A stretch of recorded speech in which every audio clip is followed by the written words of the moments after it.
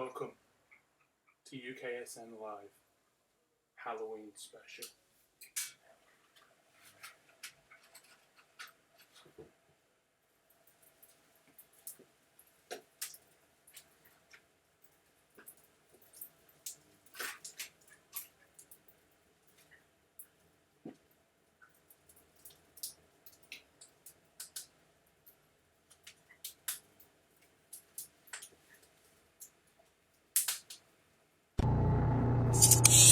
UKSN, initialization protocol activated. UKSN, initialization protocol activated. UKSN, loading. UKSN, loading.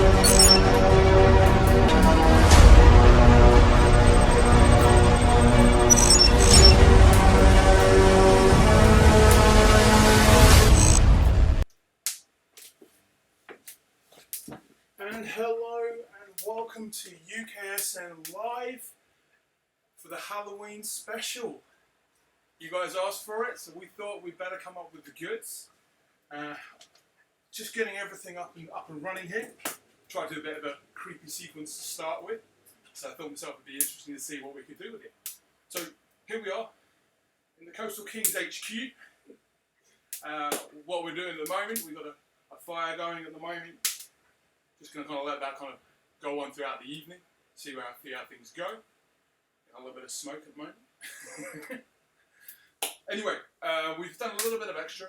You'll notice around the edges here, slightly different, bit of a Halloween feel on the matter. We've got some props, we've got some goodies, some kind of pumpkins and everything like that. Is that Kieran? Yes, obviously, most of you are aware from a lot of previous TV shows that we have Kieran here, who's our UKSN futurist. He's kind of like the guy that I get most of my ideas from about where things are going and what we're doing. So it's really positive to kind of thank you very much for coming back in. No worries. Okay, so what we thought we'd do is we wanted to do something special for the Halloween. We really we're big Halloween fans, really enjoy kind of getting the spirit of Halloween behind us. But we also want to obviously, true to our hearts, we want to be UKSN through and through. So, what we're going to look to do is take you through a normal show. There's going to be a lot of competitions going on. There's going to be a lot of things that we're going to be able to do and have a little play around with. So, fingers crossed, we should have a bit of a laugh and we'll go from there. Now, it's going to be a slightly different setup. Normally, I'm sitting in front of a computer screen with everything, literally 2 feet in front of me. I'm going to be relying quite a lot on Kieran at the moment. What I want to do is I want to have him feed all of the social media stuff through. So he's on there, he's going to be kind of checking all that. So if you have any questions or anything like that, pop them in the comments down below.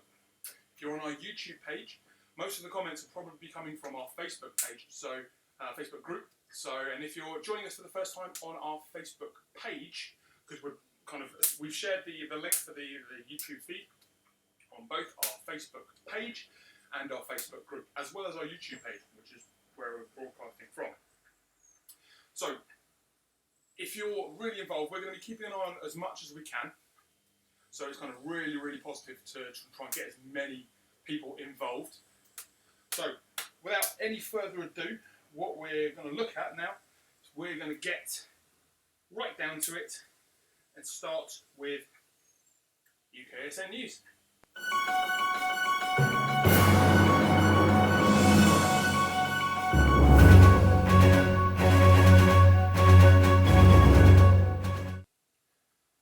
So, in true UKSN Live fashion, we've got the glasses, we have the news. You can say no expense spared on the budget right now. We're loving this stuff. Okay, Kieran, what's been going on in the news recently? Well, so what we've come up with is a few subjects. The first one that I'm sure a lot of people have been thinking about is regarding the US elections that are due. It's kind of like I think November 7th or 5th or 7th, something like that. And how that could affect everything that goes on in the world. So it's kind of scary. Obviously, there's a lot of pressure going on here. whether you've been following US politics, you will be aware of what's going on. Hillary Clinton, Democratic nominee, beat out Bernie Sanders. So she's obviously big hoo-ha at the moment that we're going on with a lot of stuff about email scandals. There's a lot of bits and pieces going on about that. I'm not going to get into details with it. The other side of the coin is the Republican nominee, Donald Trump. Less said about him is better, and I want this YouTube video to stay on the internet for more than 5 minutes. Because if I had my way, I would be telling you exactly what I think of both candidates, and we would get shut down pretty damn quick. It's like kind of stuck between the devil and the deep blue sea. Yeah. And this person's going to have access to thermonuclear weapons. Amazing, isn't it? So, long and short of it, I'm not confident. Are you confident? No. No. I don't think anyone I've met is confident. A lot of people that I speak to that are Hillary Clinton supporters or kind of Donald Trump supporters, they are very, very kind of like focused. It's the far extremes of everything. So what we're going to do is we're going to try and just keep our heads down, maintain the special relationship with the US that we have, and fingers crossed we shouldn't have too many problems. He says famous last words. Right, so what's the next element on the news? Right, so next thing we've got about the current situation between the US and Russia. Okay, so this has been a massive thing over the last couple of Yeah. days. We've had a lot of thoughts on going on across the UKSN group, whether it's kind of really positive or kind of trying to poo-poo the story. It's really interesting to see different pieces. Now, I know Kieran is the same as me. We don't trust any form of mainstream media at all, in any way, shape or form. Basically because about three or four companies own kind of like 90% of all the media on the planet. So for us, it's very, very a lot of the answers are very political.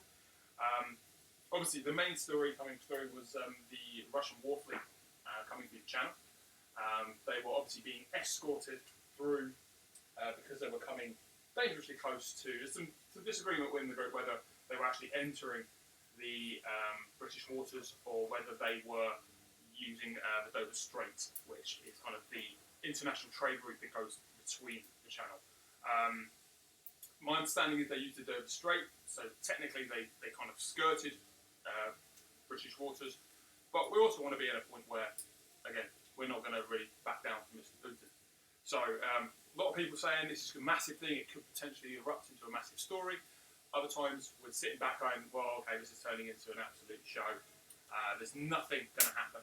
And surprisingly, nothing did happen at all. It was a completely non-story. I know that they originally had planned to refuel some of the ships in Spain. Yeah. But that was eventually denied. Yeah, they got stopped, didn't they? They got stopped, and they had to refuel off the coast of Africa instead. Yes. Something like that. Yeah. I don't know exactly where. I know that there's been a UN vote to get them off the Council of Human Rights. Right. Or Okay. something along those lines. They've been unanimously voted out of that because of the what's going on in cities like Aleppo, Syria. Obviously, a lot of bombing and striking. There's been reports at the moment we've seen today of gas being used, which is obviously horrific. As far as we're concerned, war crime. Yeah. And they shouldn't be using any form of biological weapons. It is a war crime. But obviously, our hearts and thoughts are going out to all those families caught in that. There's obviously a lot of refugees trying to run away, get away from that kind of danger. And obviously, there's a lot of positive and negative kind of thoughts coming towards when it comes to these kind of migrants. Obviously, the UKSN can understand anyone trying to flee a war zone should be kind of met with open arms.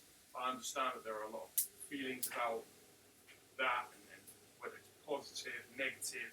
All I'd ask everyone to do is put yourself in someone else's case and see kind of where we go from that. People need to be people. People have a right to kind of live somewhere that isn't basically exploding around them. I've seen a lot of stuff from Aleppo recently. Lots of videos about how people are surviving in the city under siege. So it's interesting. I might post some of that later on. So what's the anything else on the news? Next thing we've got is the current situation with all the earthquakes going on in Italy. Um,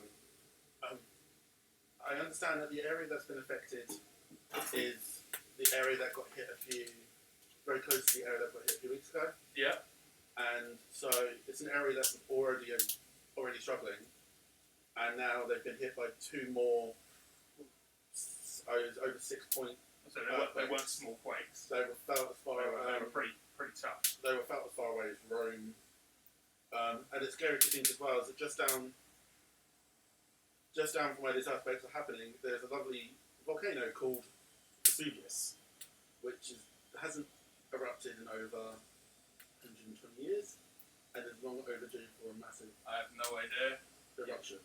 Yeah, no, I mean, every time I talk to someone about a volcano or anything like that, as it commonly comes up in conversation, Yeah. People always say every volcano, they talk about Yellowstone.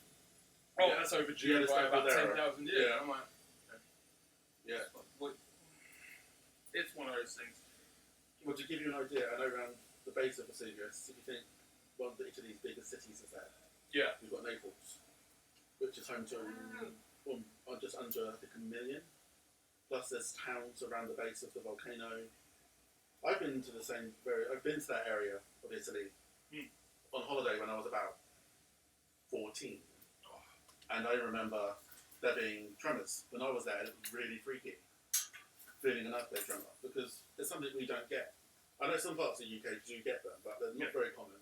They're normally not very strong. I'm a big believer in the ground underneath you deserves to be nice and solid. And obviously that can only, again, thoughts and prayers going out to that. And obviously if you're watching this from the IPN, the International Patterns Network, obviously we have colleagues out there in Italy, so our thoughts and prayers are out with you guys. If there's anything we can do, shout. Not much we can do from the British shores. The UKSN budget doesn't quite allow us to go and do a trip out of Italy to try and help out. But I think I'd like thoughts and prayers. If you need anything, shout. Okay, so is there any other things that we were mentioning on the news? I think we've mentioned most of the things that I've been thinking about. Yeah, I haven't got any more things down for the news. Okay, so what we'll do then is, so obviously if you're new to the UKSN, I'll say a brief explanation of what we do.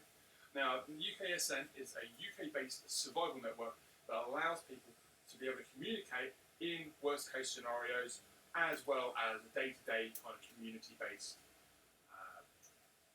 network. So what we're going to look to do is give you a little bit of update about how our network's doing at the moment. So Kieran's got all the stats here. So go ahead, Kieran. Okay, so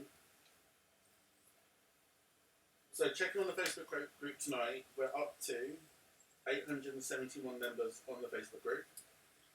Right, okay. And of those 871, we now have 95 members that have got the SM1 membership. Awesome. And of those 95, 22 have been in October. That is by far the largest kind of jump in membership that we've ever seen in the UKSN since it started. Obviously, for those of you maybe new to the UKSN, we're constantly getting people added all the time. SM1 is our premium membership. Now, what this does is you can get hold of some real kind of limited edition goodies. You get a UKSN membership challenge coin, which works a bit like your proof of membership. You get, let's say, depending on what kind of package you go for, there's different variants. We'll show you a video shortly about all the different memberships and what you can do, and different costs and such. So, obviously there are lots of benefits to being an SM1 member. Primarily, you get entered into all of our competitions without having to do anything. We normally give SM1 members an option to opt in again. So if we do a competition, everyone else, normal members will get one entry. The UKSN entries have the option for 2 entries. The reason for that being is they'll get one automatic entry because they're an SM1 member, but they can also complete the competition as per normal and get a second entry for that. There's also the big draw that we've had recently, and a lot of feedback that we've been getting is about our SN1 radio license. Now, if you're a member of our premium service, the SN1 group, it means that anyone that has a ham radio, we sell the Baofeng UV5Rs three different variants, the Alpha, Bravo, and Delta. You are entitled to use our group license, which allows you to broadcast on certain restricted ham frequencies. Now, if you have a ham foundation license or an intermediate license, then you will be able to broadcast on any ham frequency. That's what the license is for. Our group license only allows certain frequencies. If you broadcast anywhere out of those frequencies, it is still technically illegal if you don't have your own license. Now, lots of people are obviously using this. We have some designated channels on there, and if you purchase your radios from our shop, which we'll give you the details for in a minute, we'll be able to use our license, and all the radios will be pre-programmed. So you won't have to worry about getting anything wrong, accidentally going on the wrong, broadcasting on the wrong frequency. You have it all there listed for you, and that's something that we offer when you buy a radio directly from us. Okay, so that gives you a little bit about the UKSN and SN1 membership. As Kieran said, there's been a massive spike in SN1 members recently. 21? It was 22. 22 members in October alone. Obviously, it's kind of really spiking up. So much so, we had to order another batch of membership coins. Now, this is going to take a few weeks to get to us. So anyone that joins up in the next kind of few weeks or so, there might be a little bit of a delay. We'll still get you all registered. You'll still get all your confirmation email, your SN number. All of that will all still come through to you, but there might be a bit of a delay when you get your coin. What we'll do is we'll hold everything back. It should be with us hopefully in the next couple of weeks. And as soon as we get hold of those, if you're in that kind of time scale where it's like between now and when we get the coins, we'll get it out to you literally the day after they arrive. Now, we are also talking about potentially for SN1 members, if you are part of the original 100. Now, what we're looking to do is we're looking to produce a limited edition patch for those people that were one of the first 100 to join the UKSN SN1. This will be a very limited run. If you join and your SN number's 101, you're not going to have the ability to get it. It's literally for the first 100 members. These things, we're currently playing with some designs at the moment, so fingers crossed everything should go ahead. And it's like we're currently 95, so you've got a couple of spots left if you want to get on the path quickly and make sure you get in with that before we close down that original 100 patch order. Okay, so what we're looking to do now is I'm just going to show you very quickly an advert about our UKSN membership. It'll just go through everything. You'll see what you're going to get from each membership tier, and fingers crossed should make it a little bit easier for you. Okay guys, we'll be back in a minute.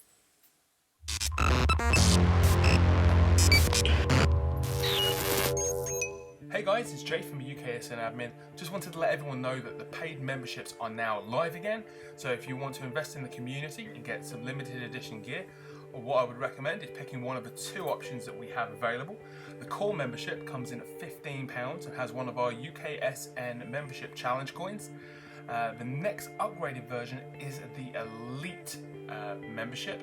That covers one of the membership coins. It also includes a limited edition Elite patch and Elite paracord bracelet. Now the paracord bracelet's got some survival items inside, and the patch you can't get anywhere else apart from one of our paid memberships. Now there aren't going to be any changes to the free membership we have with the Facebook group and the forum, so that's going to remain as is. It's only for people that want to invest a little bit more in the community. Fees of £15 and £30.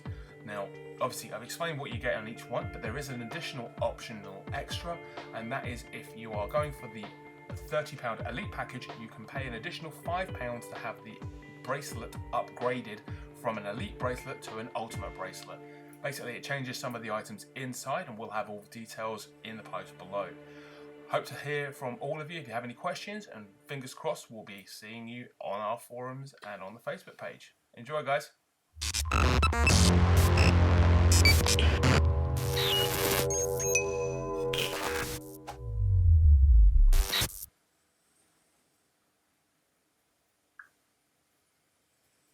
Okay, and we're back.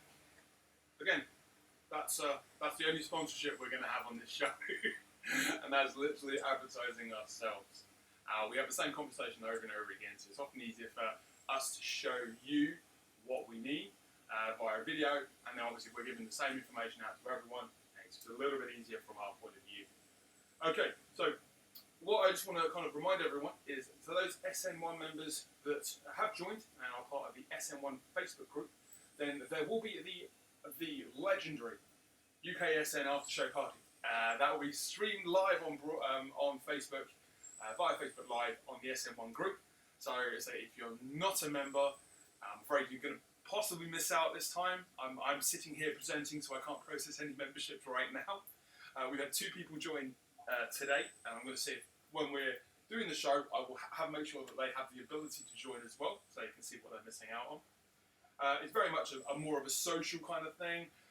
There's a massive kind of friendly options to kind of get to know people, and there's a lot of jokes flying backward around.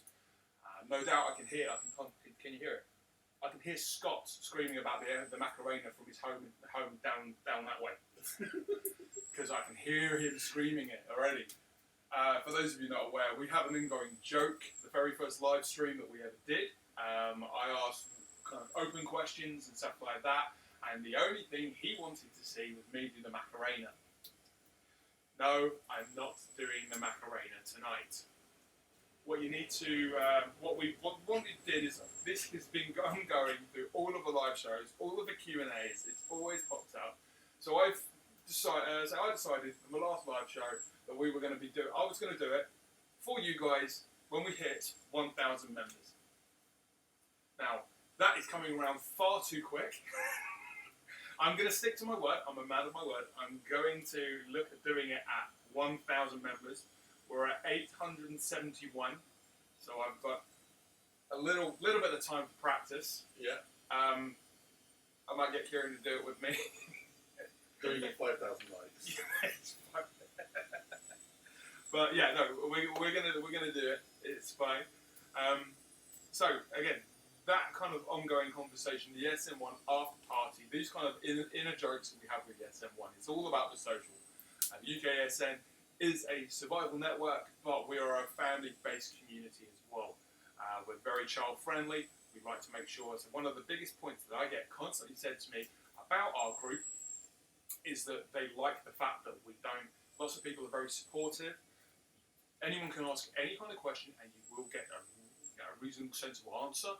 And people are they're not quick to judge or to criticise. So that's one of the things that I'm really proud about. I've been in plenty of groups on Facebook, I've been on plenty of survival forums. I've been doing this for about 9 years now. Lots of people are very quick to jump on the bandwagon and criticise. Yeah. No, you're doing that wrong. No, you can't say that. You've got to do this. I mean, the prime example I would say that how that's worked for me is when I went to the first Southern camp. Yeah. I was chatting with Duke. Hello, hi Duke, if you're watching. And I learned just from chatting to Duke for a couple of days. I learned so much more about other things. Yeah. Just all of us sitting around together in essentially almost exactly the same way as this, except it was around a campfire. You just learn, and people's takes on all different, how to do different things or what products are good for them. Maybe completely different opinions from what you may have for products. Yeah. I think the one thing that I think our guys understand more than anyone is kind of when it comes to things like survival kits and stuff like that. Everyone's situation is different. There isn't one specific perfect kit for everyone. You're going to have an individual setup. When it comes to training, you're going to have skills and abilities that other people won't have, and it's all about developing those. So it is really kind of important for kind of a community-based element, which is a kind of a massive thing for us. I say one of the things that people say that they've come. I've had people mention joining SN1 because they believe so much in the community side of it, which to me is kind of a crowning achievement, really. We've made something that is going to be kind of, it's still ongoing. People want to be a part of it, which to me I'm really quite pleased with. Yeah, well, remembering from when it all started. Oh, way back when. There was only just a few of us involved. I mean, and then and just how since then it's gone from there. Yeah, it's gone from there. How crazy! A single tear kind of starts to form in my eye. because I look at how much effort the admins and now the moderators and yourself Yeah. and we all put in to try and make this as good as possible and kind of make it as far-reaching as it can be. And it really does kind of fill me with pride. I mean, the proudest moment for me is when I see people with their UKSN coins, and people take those coins and they photograph them. Look what turned up in the post today. Or I'll say, Waterloo is a classic one. He photographed that coin when he goes out into the woodlands. He's got some amazing photos. It's just absolutely brilliant. Well, that's what took it to. Yeah. Yeah, Scott, for those of you who don't know, Scott is one of our admins. He's actually got the design tattooed on him. It's an amazing design, and I again, proud of that as well, because it was my design that came up. So technically someone has liked the design so much they decided to have it permanently inked on their body. Yeah. Which is for me, it's amazing. It's good. But yeah, the community side is what we're all about, really. We want to make sure that young people are getting involved in outdoors learning skills that the human species has learned for hundreds of thousands of years. Obviously, we're now in that point where we're at danger of possibly losing some of these skills. So it is really important. Whether you're joining as a free member in the Facebook group, or whether you decide to make that commitment and then join us as an SM1 member, whether you choose for the core membership for £15 or the elite membership at either 30 or 35 if you want the extra items in the ultimate bracelet rather than just the normal elite bracelet. That commitment to us is kind of it means a lot to us, and I think we're never going to lose that ability. No matter how big the network gets, we need to be in a point where we can really be proud of what we've done. So we don't ever take it for granted. Everything that you commit to us, we take back, and so we're making a commitment to you about that. Okay, so seeing that we are talking about the network as much as we are, I think it's time to get over to everyone's favourite subject at the moment. I'll let the title seekers do the talking.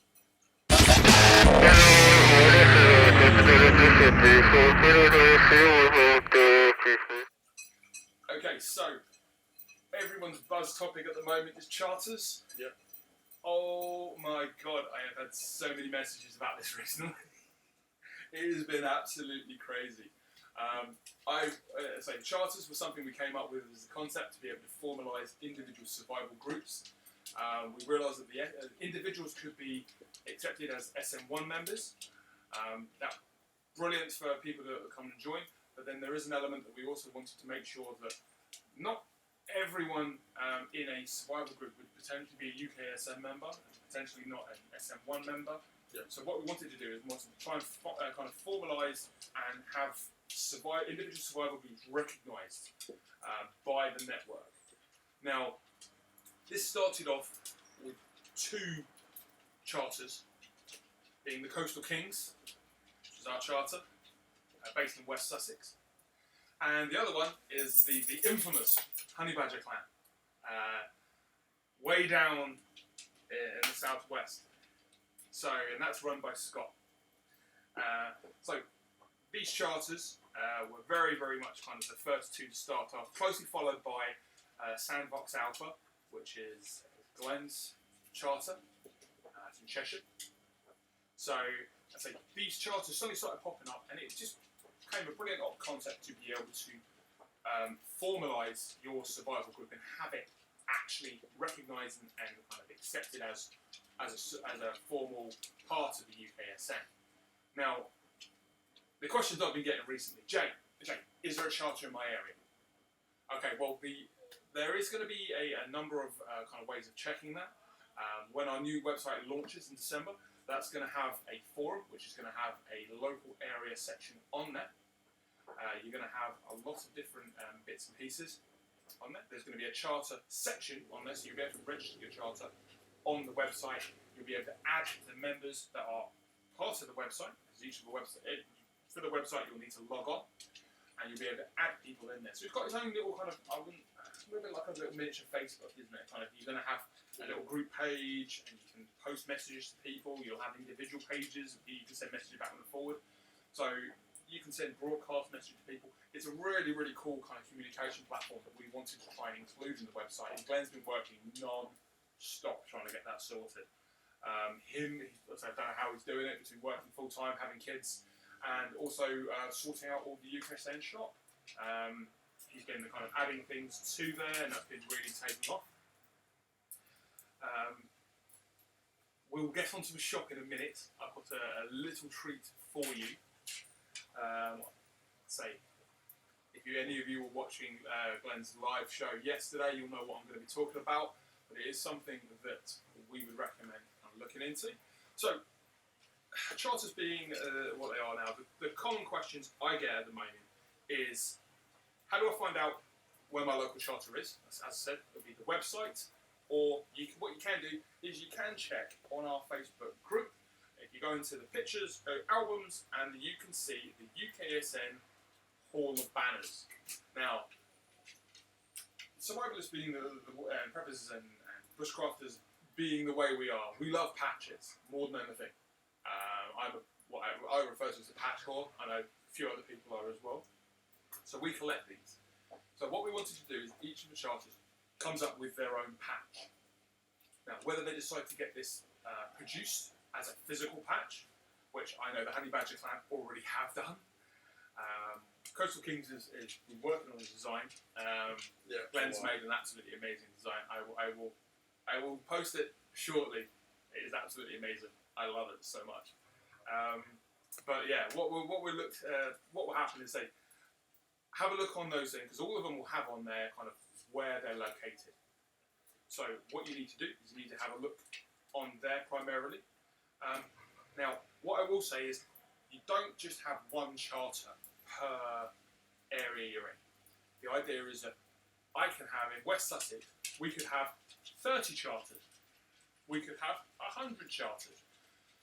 There is no restriction to how many charters you can. You could have 4 charters in one town, depending on how the charters want to be set up. Now that rolls us onto a second point. Lots of people said there isn't a charter in my area. How do I set one up?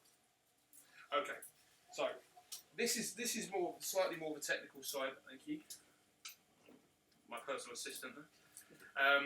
So what we'd look to do is I'd look to try and take some notes, just because again I sat down and I was trying to work this out myself about how I'd done it. Okay, so how to set up a UKSN charter.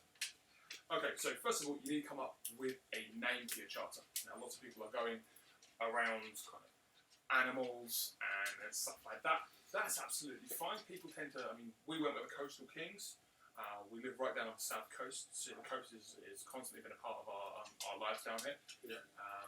So battered by the seas, we fish, we kind of everything, we're right on the seafront. Both of us live kind of stone's throw from the sea.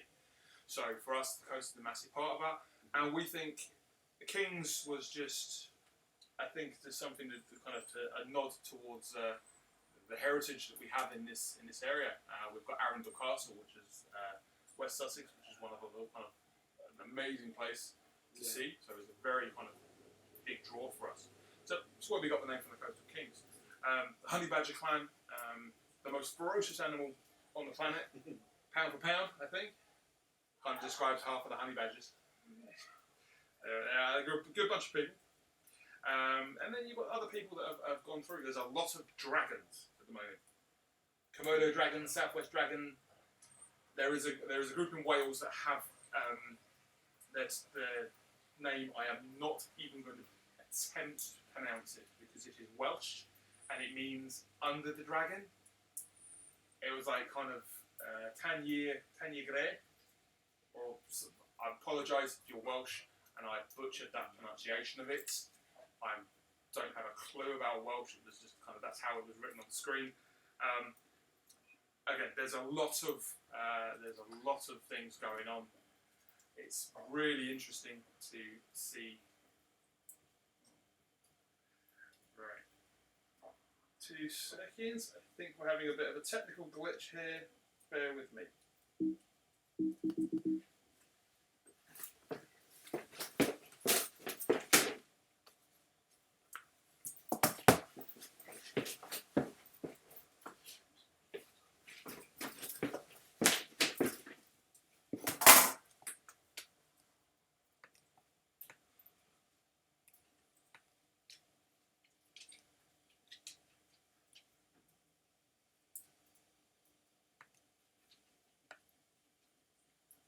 There we go, we're back and running.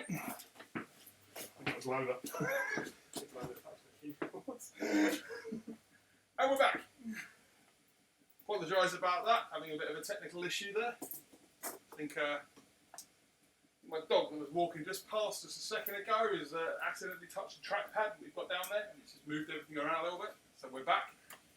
Anyway, going back to the charter element, what we'll look to do is say you need to come up with a name. A lot of that's normally heritage-based and bits and pieces like that. Yeah. What we will look to do at that point is you need to then work out what kind of charter you have. So there are three main groups of charter that you can have. You can have a family charter, which is essentially just yourself and your family. You can have a private charter, which is a group that is you invite people into the group. How you decide who you're going to be with, that's totally up to you. The other thing you can look at doing is an open group. Now, the open group is one that you can basically allow people to join. It's a very big thing. There are a few open groups charters that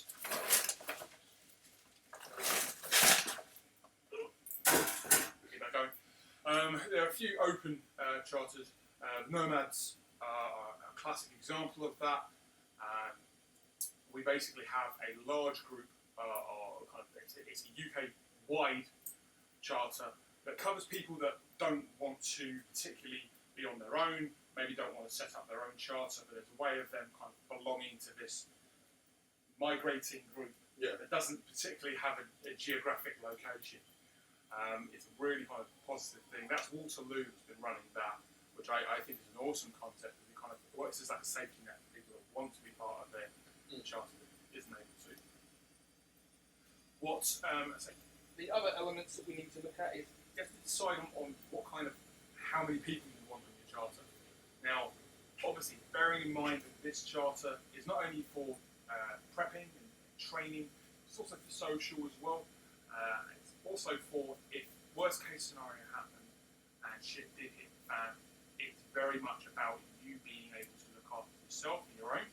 So these are people that might be relying on you, and you might be relying on them. So it is very key that you keep kind of the numbers to a manageable level, and you spend some time working out how many people you would look to have in your charter. Now, that to me is a very key kind of. Coastal Kings have 13. Now, I wouldn't really consider going any higher than that, really. There have been some people recently asking whether they can join the Coastal Kings or not. Fortunately, because we have it as a private charter, because we don't really want the numbers to get any larger than what they are now. A lot of the numbers that we have are family members and such, so it's kind of quite key to keep numbers to a manageable level. All the charters that are registered with us already, there are about 3 or 4. So you've got kind of small groups, stuff like that. So small groups are obviously very manoeuvrable. They're able to help each other out. There's not a lot of complication with a small group like that, which is absolutely fine. As I said, there can be as many charters in any area as you want. If you want to be the only person in your one charter, that's absolutely fine. You can do that. You can sort of register yourself as a charter. Guarantee you, if shit hit the fan, there'll be other people you'd want to help, and other people that would want your help, and family members that you want to be looking after. So you need to look at that as well. Other elements you need to consider. Now, these are only things you need to consider on that. It's just that you need to look at how the charter is governed. Are you going to be a dictator and rule it all yourself? Are you going to be are you going to have elections for a leader? Is the leader going to be yourself? Because more than likely you are the primary survivalist there, and you need to kind of make sure that you have the right kind of planning and training. There's no point a guy you know at work that has a weekend kind of survivalist maybe being elected a leader if he doesn't know what he's doing or doesn't know how to run it. It's quite an interesting kind of concept when you start looking at it. The other options could be a ruling council or a trinity, which is a ruling council could be like several people, or you can do it via a vote. That can be a little bit messy. You have a lot of problems with that. Other elements, as I say, trinity would be quite interesting. A three-way decision-making triangle. Very, very interesting to see what would happen with that. What you also need to do is then you need to get into the actual planning side of it. So you need to establish your communication protocols, your rally points. So if anything does go wrong, you have to leave your house. You're not running to Tim's house and Tim has already left. You need to make sure you have a rally point that you know you're all going to meet there. Now, this is where the benefit of having the UKSN radio license and the radios does fall in. If you have all of those and everything is standardised, it means that you are not going to be on two different frequencies trying to get hold of each other. If you have a Balfon radio, they have a very good range. Means that you'll be able to communicate with each other from the second you leave the front door, providing you're within range. See where you go from there. Obviously, get to your rally point, and then you can move off in a direction as a group, providing you have somewhere to go to. Most of the time, you'll want to plug in. We'll see where that goes, obviously, depending on the situation. Okay, so those are the main questions that I've had about charters. So what we'll look to do is just we'll have a look at what we're going to be doing here. Okay. What we're going to do is just answer some questions very quickly. Just going to take a step out for a second. Have you got any comments on recently? Just going to step out for a second, 2 seconds. The only comment I've had recently is I'm just having a look. I'm having to jump between different pages, so that we just need to try something when you come back. But apart from that, we're good.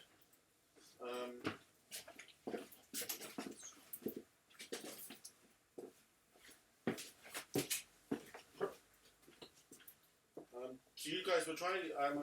In some of the comments, some of you guys are saying about volume. We'll try and see if we can start speaking. Try and speak louder. Unfortunately, at the moment It's a new setup, and we're just trying to see if there is anything we can try and do now in terms of the volume. So if you do see any improvement, do let us know. as loud as it can go. But unfortunately, yeah, at the moment, we're going to need to look into getting some extra. Maybe a microphone. Yeah. That might be the next thing.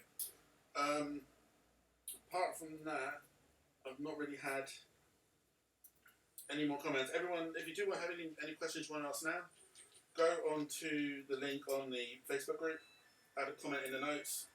I'll put that, and I'll put the request through to Jay and see where we go from there. Yeah, exactly.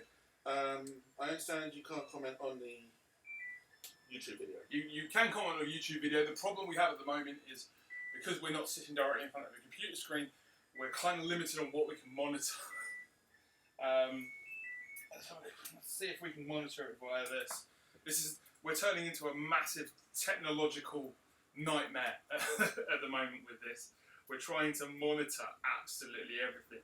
And this is the kind of thing that we're trying to run a production that's a hell of a lot higher than we're doing this on a shoestring budget here.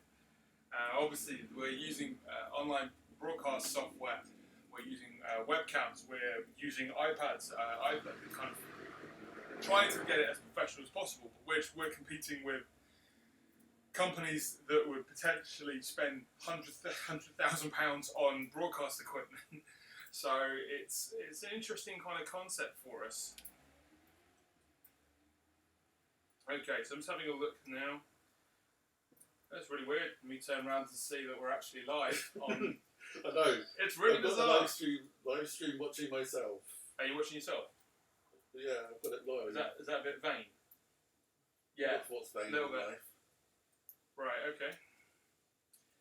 So we've got 15 people watching now, and we've got 8 thumbs up. Thank you. Good. Thank you for everyone who's thumbs up on that. It's not quite sure how we would check for any comments, but as I said, for comments, guys, put them on the on the main UKSN group, and I'll We'll pick be the able- comments, and I can pick them up from there. Yeah, that's going to be the easiest way. So Okay, so we did have some questions launched previously. Now, what we were looking at here was what I posted a Facebook group post the other day about what we would need to do and what we wanted to look at. Now let's have a quick look and see what the questions were. Right, okay. So the first question that came through was from Harry Jackson, asking what scares you about the world right now? What doesn't scare me about the world right now? That's a shorter list. Obviously, the one thing, and I don't think many people would have picked up on this as an immediate threat, obviously, with everything that's been thrown at you in the news and everything, is the actual news itself. Now, this is one of the things that I have found really, really scary recently, is the amount of just the way that the media is portraying everything. yeah, it's why, as we said earlier, when it comes to mainstream media, We don't trust we it. don't trust it at all. I don't trust the mainstream media because there's always an angle. There's always a spin. I find that- Someone's got a reason for saying something. I find a lot of the time, if you're in the UK, the best thing to do is actually go onto a foreign news website to learn about stuff happening here, because they report on the stuff here that the UK media companies it, won't. it really hit home this summer when I was watching news articles being published by Russia Today about, those of you aware, RT, of the French labour riots. Now, it doesn't surprise me if you sit around and go, what French labour riots? Exactly. The BBC completely blanked it out. They did not do a single story on it, even to the point where I'm actually searching on their website trying to find stuff. It wasn't mentioned. These were large-scale protests that were going on about how there were changes to labour laws that made it easier to fire and hire people, and the entire argument concern behind it was that they were able to fire longer-term employees that had like pensions and commitments that they needed to had better paycheck, and hire someone with a lot less on the deal at a lower wage.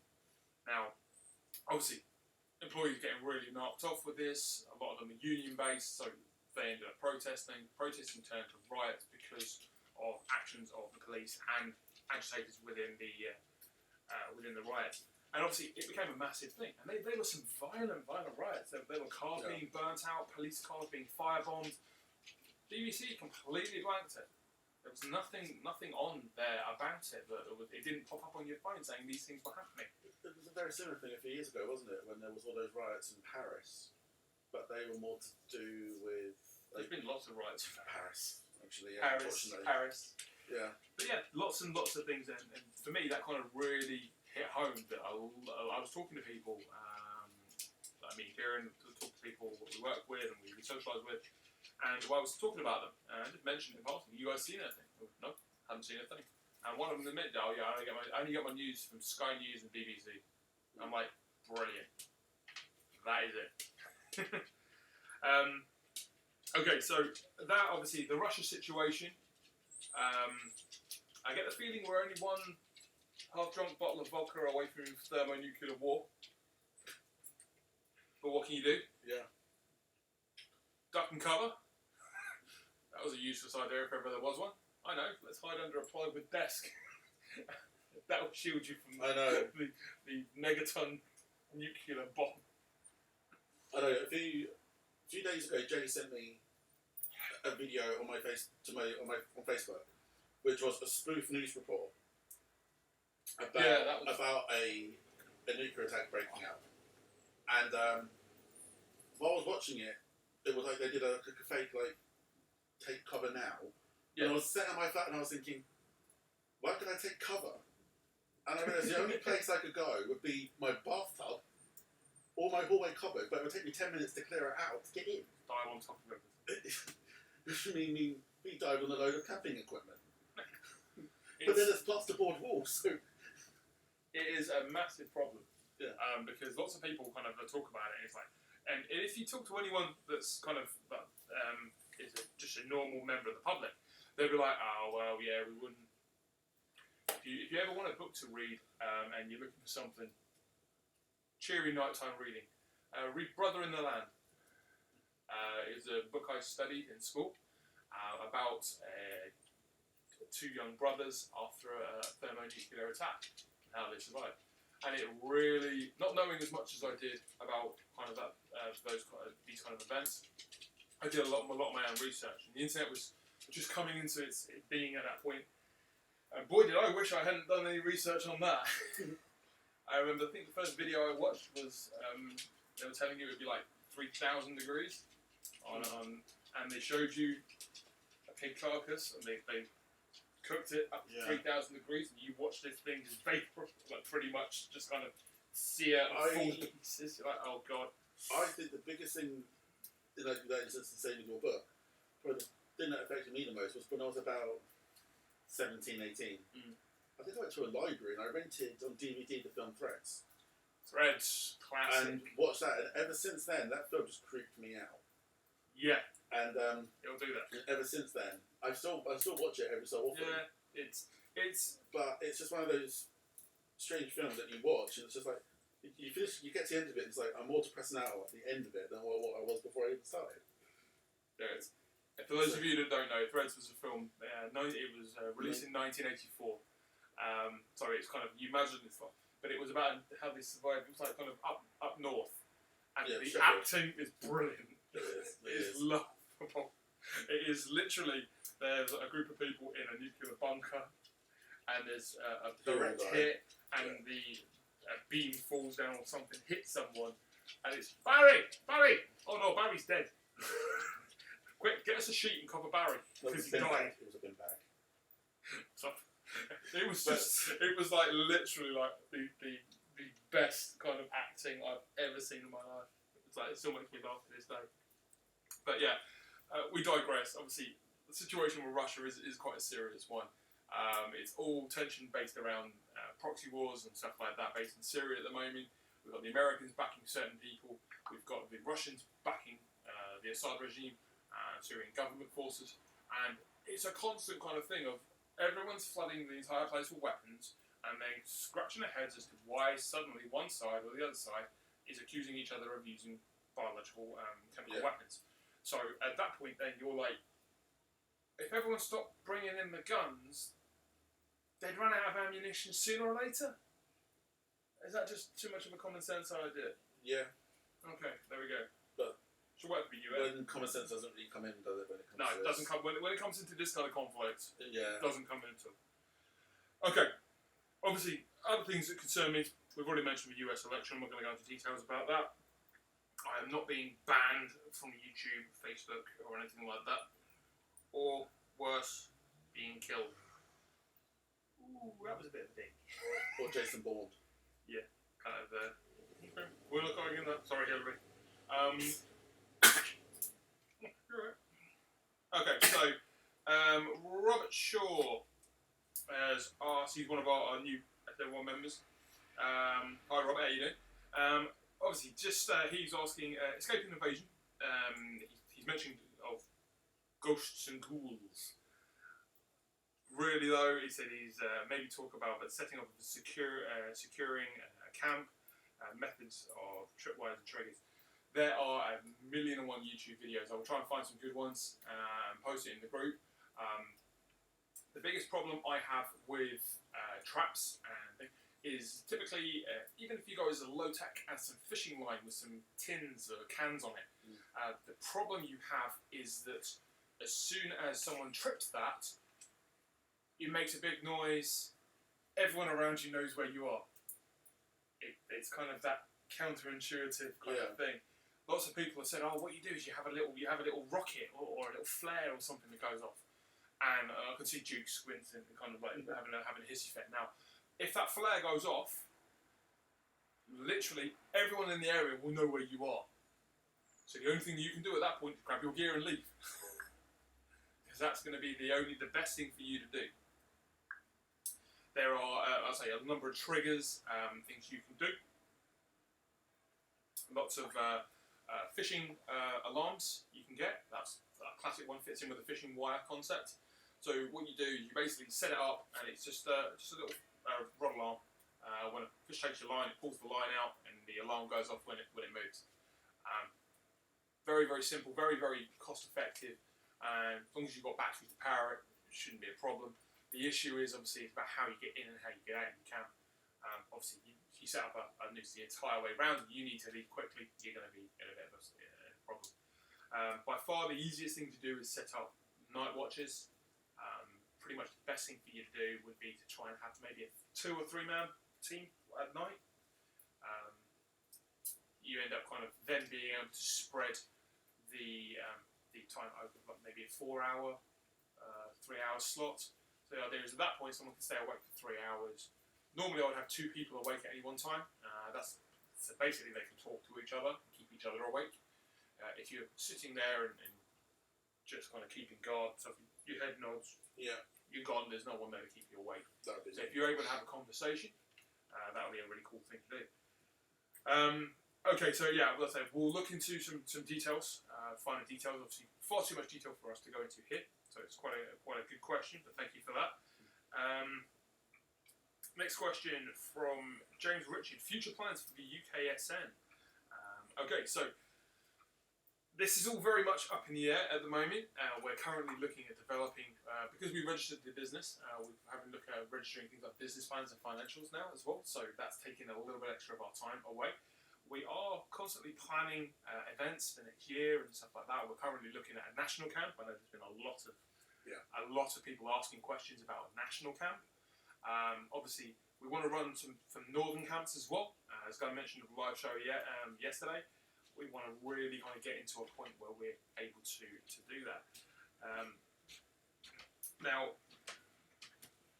we want to try and expand as much as possible the standardisation of all the equipment and training.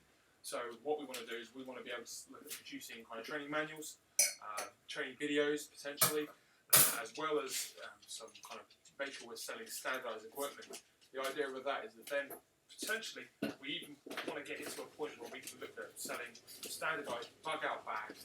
So if you are new to prepping or survival or something like that, you can look at purchasing a bag and know that you're going to be okay until you can get to a point where you can start upgrading it to fit in with what your plan is until you understand it. I personally think that's a brilliant idea. We are looking at doing some bug-out bag videos. Because what I want to do is for our 1,000 members, I want to do another bug-out bag giveaway. For those of you that have been around a little while, Louis Proctor walked away with a full bug-out bag. Had a number of items in there that covered pretty much everything that we could try and muster together to try and build a bug-out bag. The bag was given kindly donated to us by Hans from One Tigress. He kind of was able to gift us that bag. So the entire competition was sponsored by them. If you're not familiar with One Tigress, pop over to their website, their US-based website, but they sell stuff via an Amazon shop in the UK. So you don't end up getting clipped for import tax or anything like that. But their stuff's really high spec and it's quite low cost as well. So it's kind of, I have one of those bags that I use for my EDC every day. It's a rucksack. You've just purchased one, haven't you? Yeah, I've done the messenger bag version. Yep. As my everyday EDC bag as well. So yeah, it's like they're kind of tried, tested, and are well up for kind of anything you can throw at it. So plus for the cost is kind of I'm really kind of quite surprised how well the costing is compared to what you do. Okay, so yeah, as I said, standardisation of equipment is a key kind of thing for us because obviously we're trying to do the radios, we're upgrading those. As Jen was mentioning, there are plans in place to be able to offer updates for people who have got our radios and stuff like that. So fingers crossed, if you purchase one of the cables, you get the updates as well. So yeah, the plans, when we know them, you will know them. We're currently working on a number of different things. We've got 4 admins, we've got about 8 moderators now. Obviously, input from them has been amazing, so it's been really, really positive for us to kind of see that going on. What I'm looking at here, do we have any comments? I'm seeing movement on the iPad. yeah.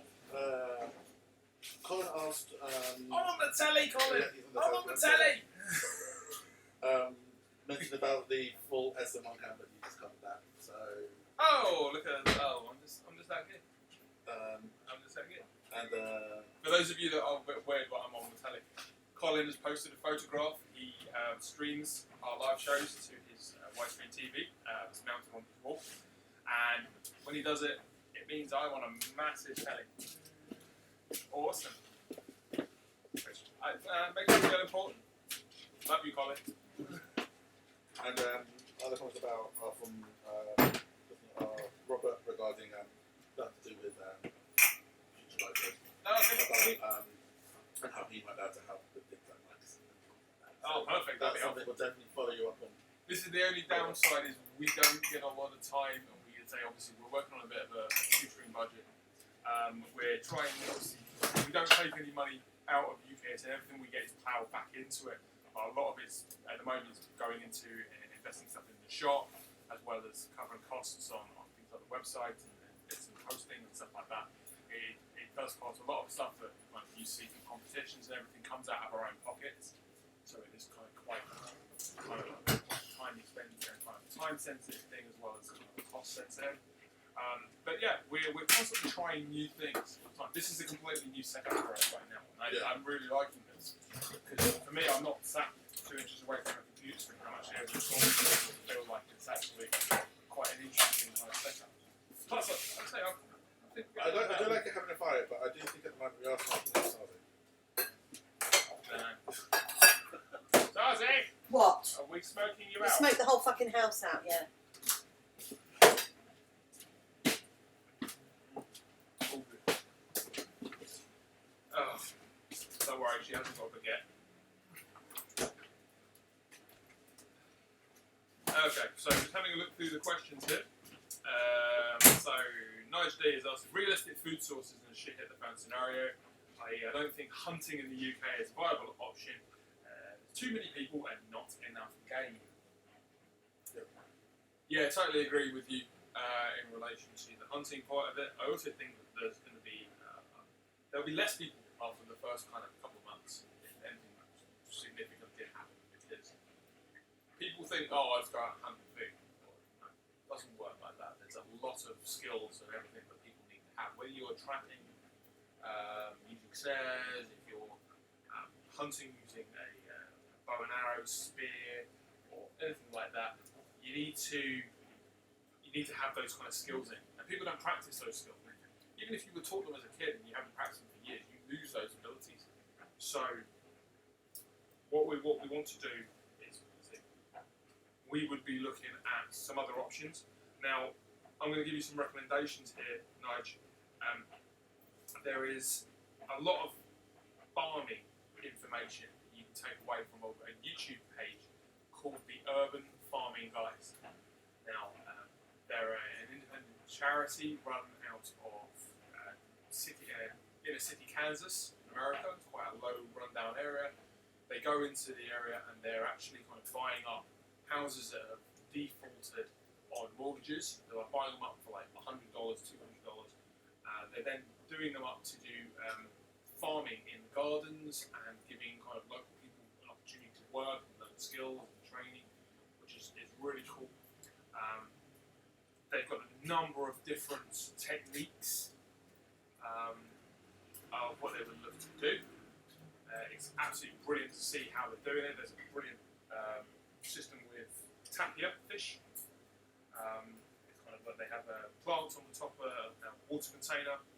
And you would see it's a bit hard to explain, but they use it's a kind of an eco-cycle kind of thing where you use the plants clean the water, the fish eat the plants, the fish waste is then used to grow more plants, so then seedlings are then put back into it's a whole kind of environmental cycle that goes on, and the fish can grow at quite a large rate, and so you can obviously feed yourself based on that, depending on how many of those you have. Again, that takes time, it takes effort. Solar panel for pumping, use electric pump water through, but definitely check them out because they're a really good source of information. They do a number of different projects. They've even taken themselves off to India to help an orphanage out there that was able to kind of get themselves kind of more sustainable through this system, because the fish obviously just keep reproducing themselves, providing they've got food and water. Now everything obviously going through, they're also using that to kind of feed more plants. It's a brilliant concept. The other concept I recommend for you is possibly looking at housing rabbits. Yes. Now, rabbits being the kind of a very fast reproducing mammal, you can easily farm them for meat. They're very, very low cost to try and keep. Rabbit hutch can be fine. All you need to do is make sure that they're not neutered, and then you should be able to kind of allow a kind of a certain amount of reproduction. Every litter that goes through will be more and more and more. So you could then get into a point that that could actually even turn into a chicken fan trade for you. If you're able to kind of sell off either rabbit meat or live rabbits themselves as possible breeding stock, you can then start looking at really kind of making kind of a little bit more sustainable. Now, don't get me wrong, if shit ever did hit the fan, you would not be eating as much meat as what you are now. It would probably be maybe once a week if you were lucky. So a lot of it would be stuff that you would have to grow yourself, be it mushrooms, providing the right kind of element. The urban farming guys also show you how to grow morel mushrooms, which is a very easy concept to do, and they're very expensive mushrooms, but you can grow them for free. They're kind of a delicacy of certain restaurants. But yeah, definitely check them out. Urban farming guys. Just search on the YouTube. You'll see the videos on them. Very, very popular. Very good. Okay, so any comments? Yeah. There we go. Colin replied. Colin asked about having getting SARS on camera. I don't. No, She disappeared again. we currently have a new foreign student with us at the moment, and Sarge is taking care of everything here, so I'm free to come and do this. So we'll look at she will be making future appearances. Yeah, forget game. Anything else?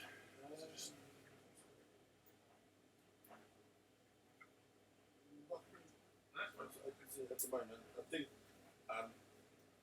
Okay, so I'm looking at this is the last few questions on here. So we've got one of our new SN1 members who signed up today. In the process of processing the application, is his Facebook name's down as Alan. I'm not English. He basically, I believe, is a friend of Chris who has been down to us sometimes to teach. From my brief conversation with him, he's kind of more into the wild food and those kind of things. So he's also a qualified instructor, and hopefully, fingers crossed, if everything goes the way we want it to, he'll come down to a couple of camps, hopefully teach us some bits.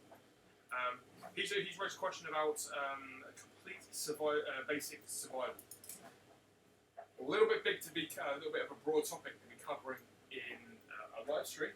It would take potentially a couple of weeks if we wanted to cover everything.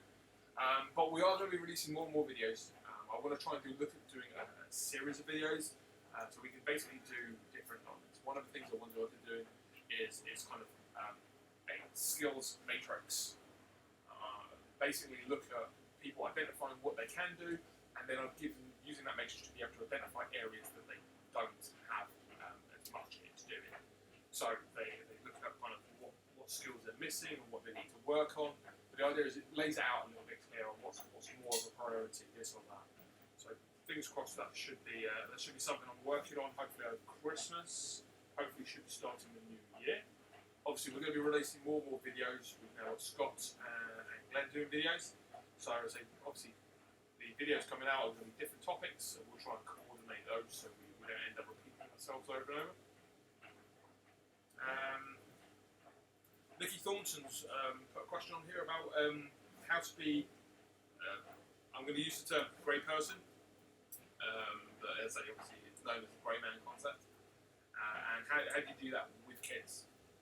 I think anything survival related instantly becomes a hell of a lot more complicated with kids.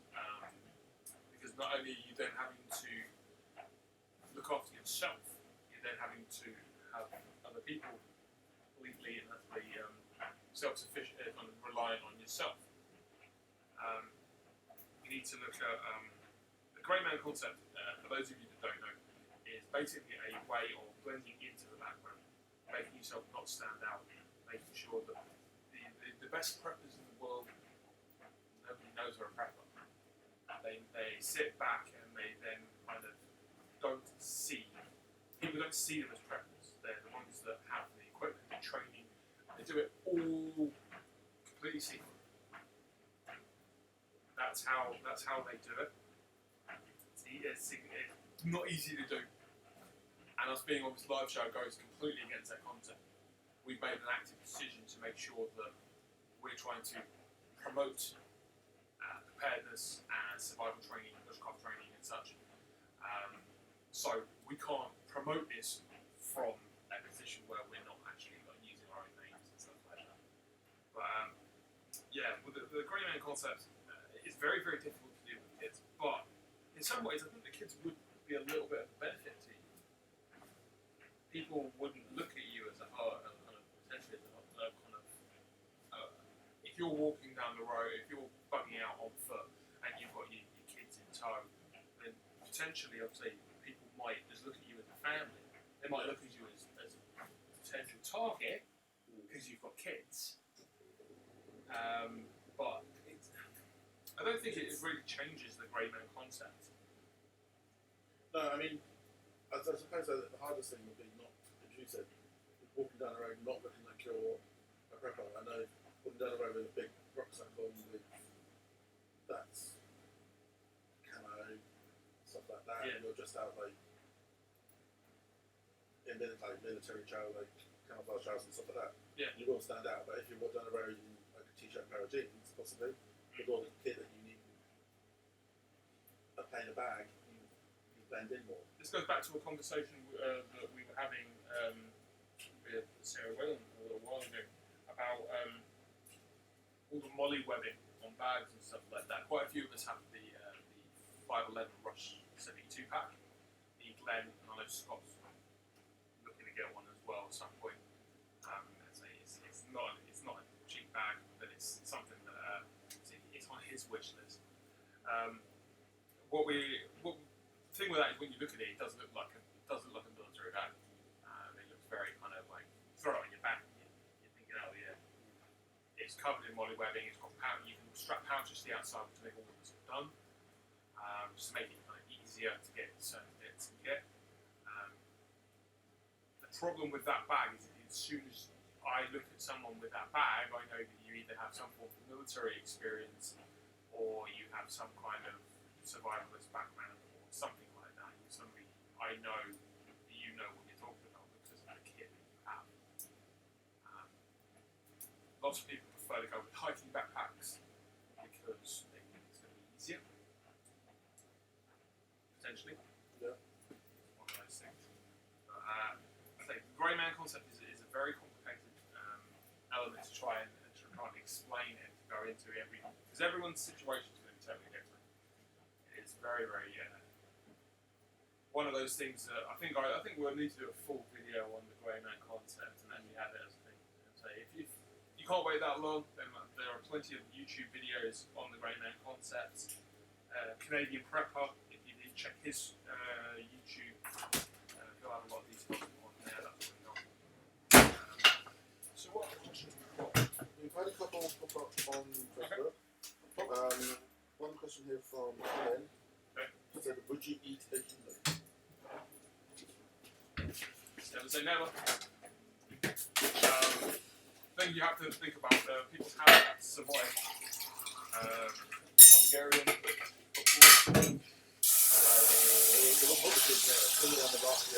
Right. They basically practice and basically had to eat the dead to survive. But what they don't tell you is there is actually a bacterial disease that you can get from human flesh, which you would then have to live with. treating it or anything like that.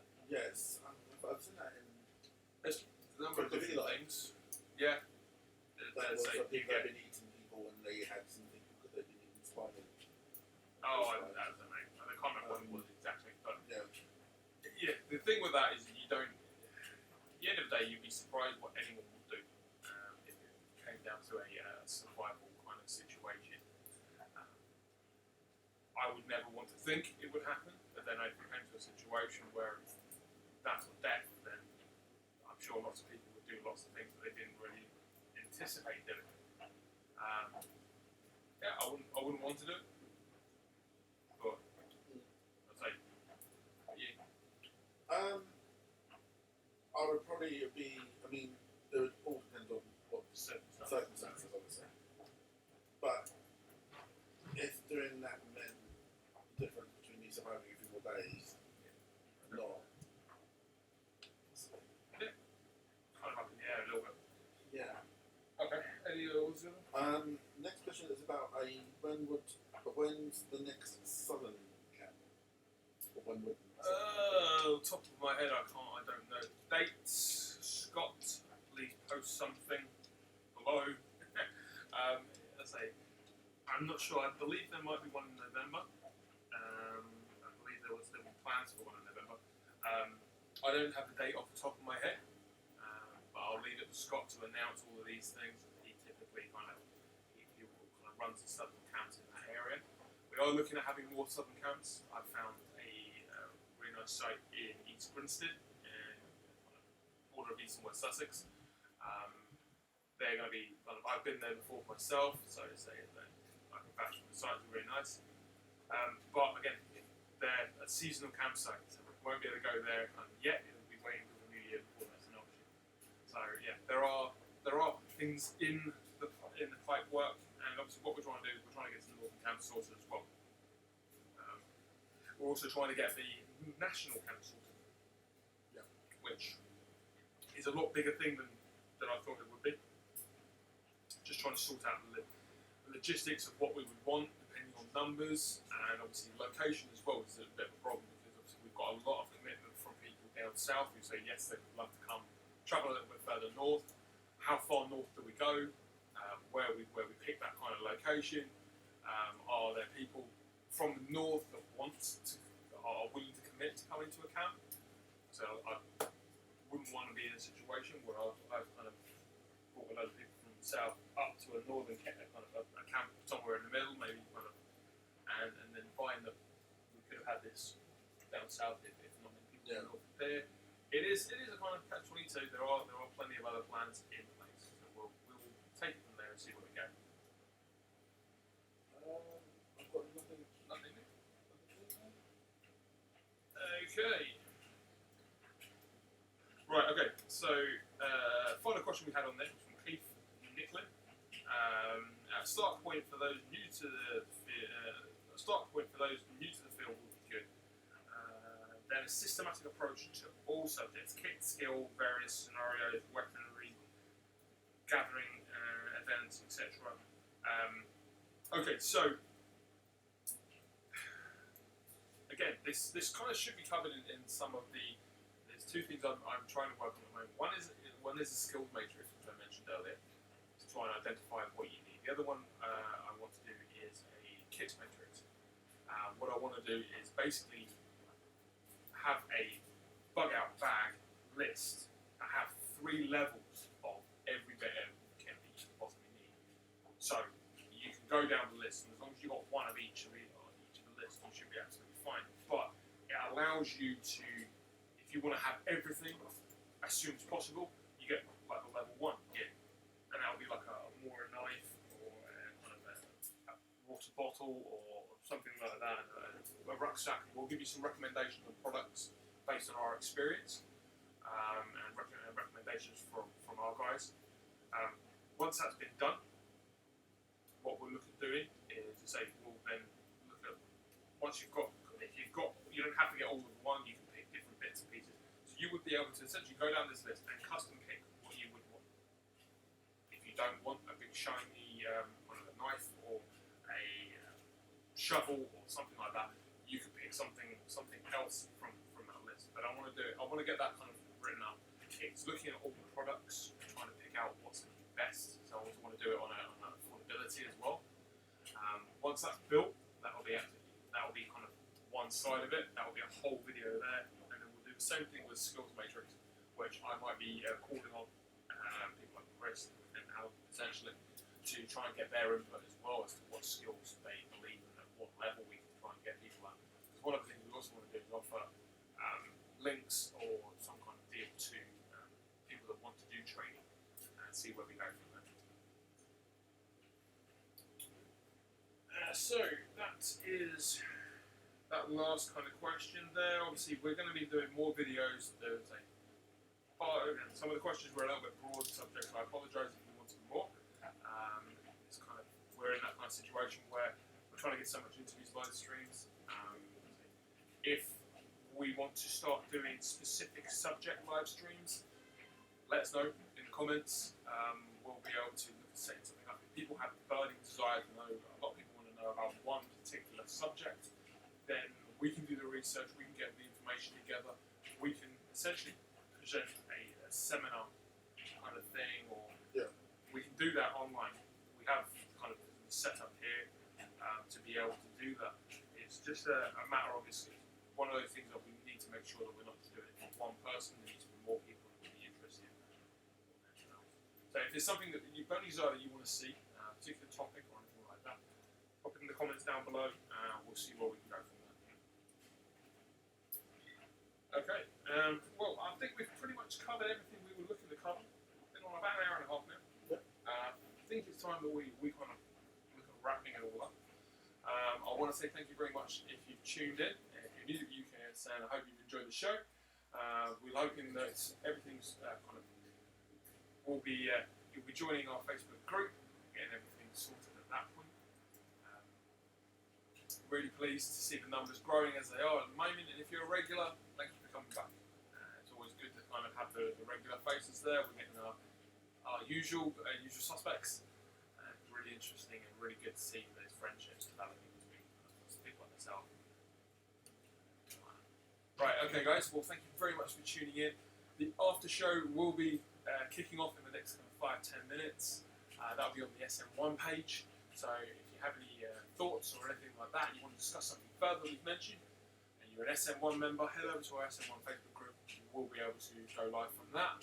And so that'll be, we haven't got a time scale for that, so that could last 5 minutes, it could last an hour. Depends on what we're feeling like and what the input is. Okay guys, well thank you very much for your time. I hope you have a nice evening, and I look forward to hearing from you soon.